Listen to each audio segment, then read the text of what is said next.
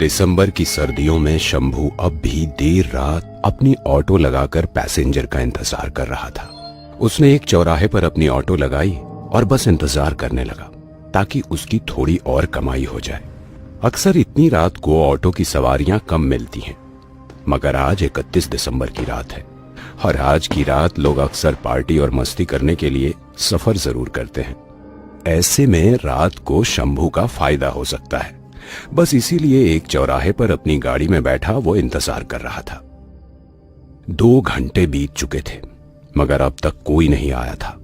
उसे लगने लगा था कि शायद अब कोई और आएगा भी नहीं। इसी वजह से वो घर जाने के बारे में सोचने लगा।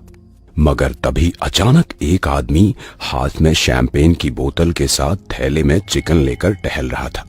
जब शंभू ने गौर से देखा तो वो शख्स उसी के रिक्शा के करीब आ रहा था। वो शख्स रिक्शा के एकदम करीब आ जाता है और पूछता है, सुनो, मुझे मालवीय रिजॉर्ट जाना है, चलोगे? हाँ बबुआ, चलेंगे, बिल्कुल चलेंगे। शंभू अपना ऑटो स्टार्ट करते हुए आगे बढ़ने लगता है। पीछे बैठा एंथनी चुपचाप खामोशी से बैठा होता है। उसके पास ज्यादा कुछ बोलने के लिए नहीं होता है। तभी 1 सेकंड के लिए अचानक से एंथनी की आंख लगने लगती है। इतनी ठंड हवाओं के बीच भला किसे नींद नहीं आएगी। अरे ओ साहब, सो गए का? आपको मालूम नहीं हमारे गाड़ी का नियम? हमारे गाड़ी में बैठने वाला आदमी कभी सो नहीं सकता, काहे कि सफर खत्म होने के बाद तो उसे ऐसे ही हमेशा के लिए सो जाना है। इतना कहते ही अचानक से एंथनी की आंखें खुल जाती है और वो कुछ बोलने ही वाला होता है कि तभी अचानक स्पीड ब्रेकर पर गाड़ी उछल जाती है, जिससे उसकी नींद भी एकदम गायब हो जाती है। अरे ओ भाई साहब, कैसे गाड़ी चला रहे हैं? मरवाएंगे क्या? अरे ना साहब, इतनी जल्दी नहीं, अभी आधा घंटा बाकी है।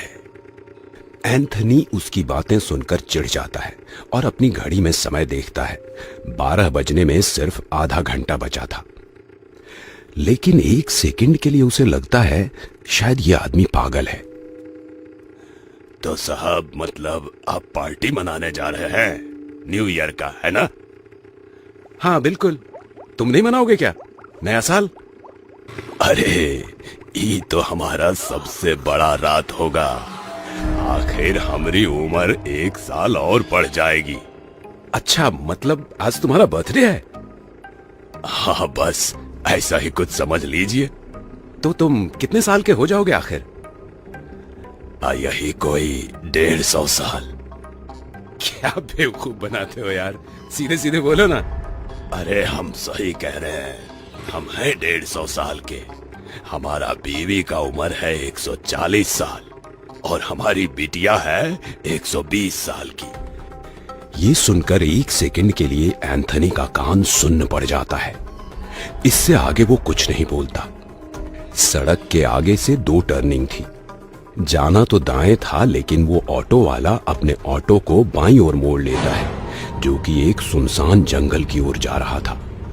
अरे अरे रुको, ये तुम कहां लेकर जा रहे हो? रास्ता तो उस तरफ से था।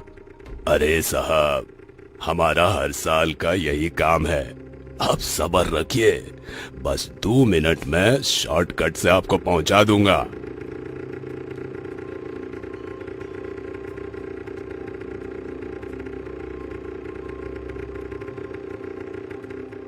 बोलने के ठीक बाद एग्जैक्ट वो ऑटो वाला एक जगह पर अपना ऑटो रोकता है और कहता है, अरे साहब, यहाँ आप उतर जाइए। वो क्या है ना कि ऑटो के जाने का रास्ता नहीं है, बस 5 मिनट पैदल चलेंगे, आगे ही वो रिजॉर्ट है। एंथनी भी यही सोचकर उतर जाता है कि चलो इस ऑटो वाले से कम छुटकारा तो मिलेगा।